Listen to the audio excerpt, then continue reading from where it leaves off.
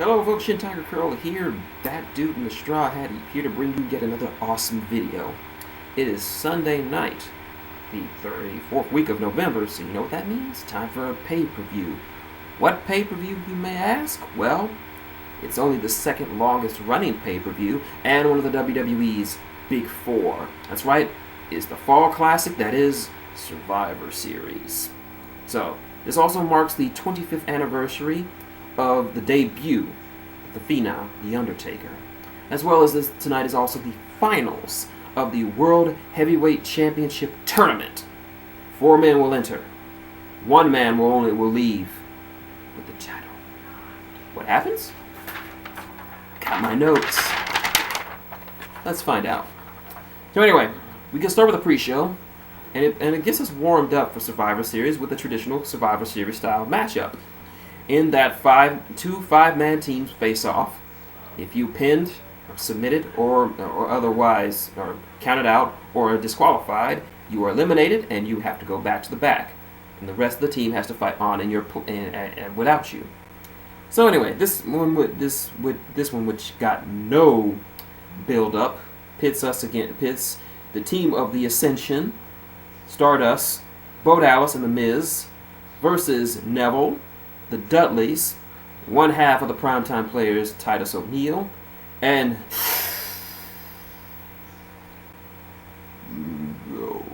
Goldust. Anyway, this will be the first time Goldust has been seen since the tragic, untimely death of his father, the American Dream, Dusty Rhodes. So this is his first match back. This was a pretty okay matchup to get us warmed up. I won't kind of spoil not too much, so I'll just say that Neville and his crew win with 4 surviving members. So we move on to the big show proper, to the event proper, with the first of the 2 semifinal matchups: Roman Reigns versus Alberto Del Rio. This was an okay match, pretty decent, and of course we knew Roman wins. Enough said. We knew we already know how this is gonna turn out. No need to drag things out. Next up, Dean Ambrose, the Titty Master, versus Mr. Wrestling Kevin Owens in the second of the 2 semifinal matchups for this tournament. This was a very physical, very intense matchup, much better than the first one. These two really know each other inside and out, and we saw some very interesting moves from both of these men. But despite Kevin Owens' best efforts, Dean Ambrose picks up the win. So we have our finals: Roman Reigns versus Dean Ambrose. Battle for the World Heavyweight title. The Battle of the Shield. Next up, we have our another traditional Survivor Series style matchup, pitting the team of Ryback, the Lucha Dragons, and the Usos against the New Day and the European Union. Xavier Woods' hairdo was amazing tonight. He looked bloody marvelous. he looked like a lost member of the Dells. If you don't know who the Dells are, they're a 50s and 60s doo-wop, African American doo-wop group. They were amazing. I love the Dells. I still listen to them to this day. Google them. And of course, the EU being King Barrett and Sheamus. This was a very entertaining matchup up until the New Day left. I didn't say they got eliminated, they just left. Big E got eliminated, and of course unicorns have to ride together, so Kofi and Xavier decided to help him to the back, leaving Sheamus alone to face off against I believe one of Jey Uso, Kalisto, and Ryback. After that, I just couldn't care less. Without the New Day, this match just lost interest to me. So Ryback and the Lucha Dragons and the Usos won 3-0. There you go. Next up, the Divas title's on the line. Charlotte defends against Paige. This was an extremely physical matchup. This was a fucking brawl. I mean, they were doing some stiff shots in the ring. They played up the angle that Charlotte was so pissed off at Paige for just talking shit about her dead brother Reed. And this was just a physical ass matchup. And for a lot of people who say that Charlotte can't wrestle, and that her last match against Nikki Bella, that Nikki carried her, this match shut them up. This was the match that I wanted people to see out of Charlotte, because I've seen this out of Charlotte from NXT. The chick can go. You just have to put her in the ring with the right person. And thankfully, the right person was Paige. Paige dished it out, and Paige took it. This was a very physical matchup. A few nice spots here and there, a few stiff-ass spots, and a few painful spots, including one where Charlotte speared Paige off the railing when she was staying on it and showboating. It was an ugly spear, but I can forgive it. Nobody does good spears anymore. But Charlotte picks up the win by making Paige tap out.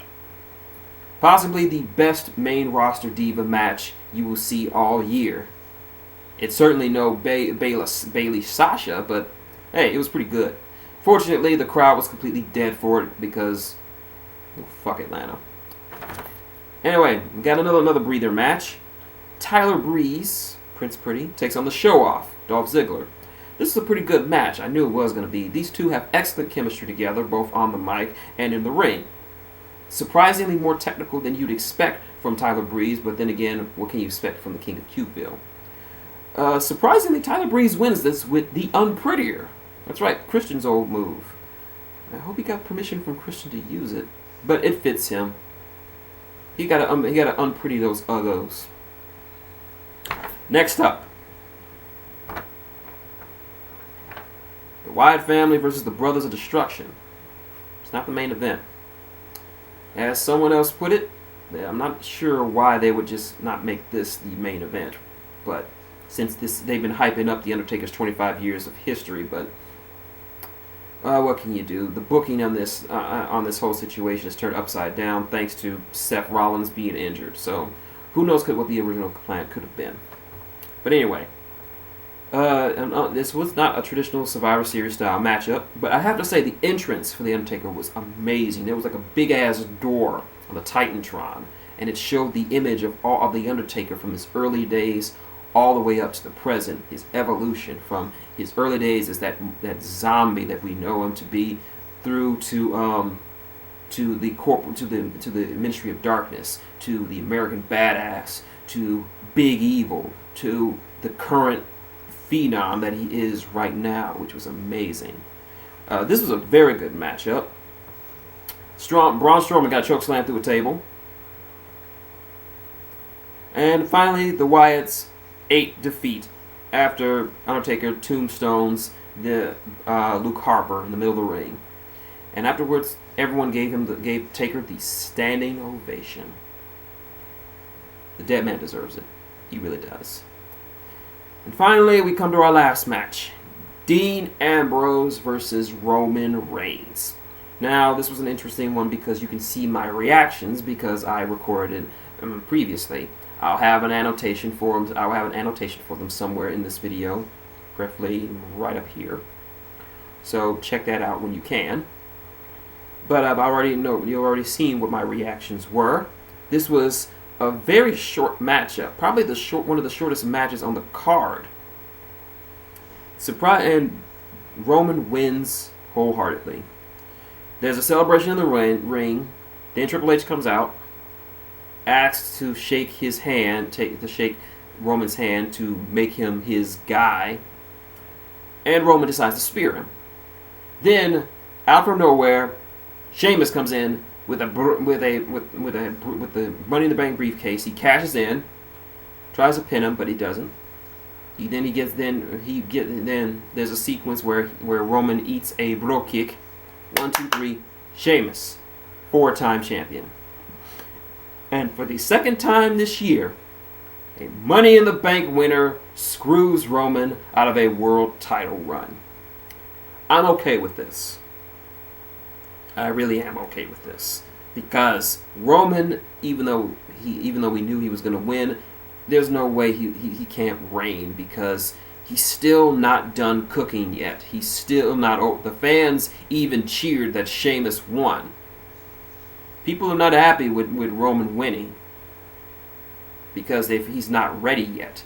His mic work still needs work. His in-ring stuff has improved, but still needs work. He is still a work in progress. Unlike guys like Dean Ambrose or Kevin Owens, who are tailor-made to be world champions, but for some reason aren't. But I can get behind this. So so that's Survivor Series. My thoughts? I'd say it's middle of the road. Now, there were some moments that I didn't care for. I thought that the main event was, of course, should have been Undertaker and Kane versus the Wyatt family. And Roman winning without them turning him was a big mistake on their part. But I did love the Divas match, and I did like Sheamus winning.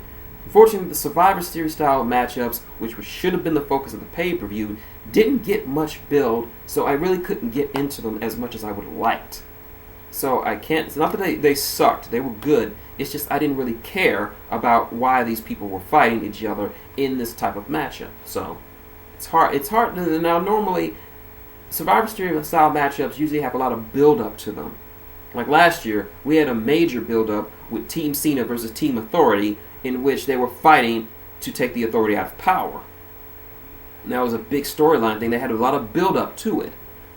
But unfortunately, these Survivor Series style matchups, they just felt thrown together, and they didn't feel like Survivor Series style matchups. So, like I said, this is an average pay-per-view. Not great, not super great or good, but not, oh my god, terrible, this is the worst pay-per-view ever. No, just average. Average, which is not the kind of thing you want to say about a Big Four pay-per-view. So anyway, that's my video. Like what you see? Like, comment, subscribe below. Got any questions, comments, or just want to talk about this pay-per-view and what happened as a result? Leave it below. I will get back to you. Want to support the channel? Like button helps. Advertisements helps. I, of course, leave my Patreon in the description, as was my Twitter if you want to get a hold of me. And, of course, tip jar is up there. You know what to do. So, until next time, it's been Shintigercurl. That dude in the straw hat is saying good night. And you're just not ready that yet, fella. You're just not there, fella.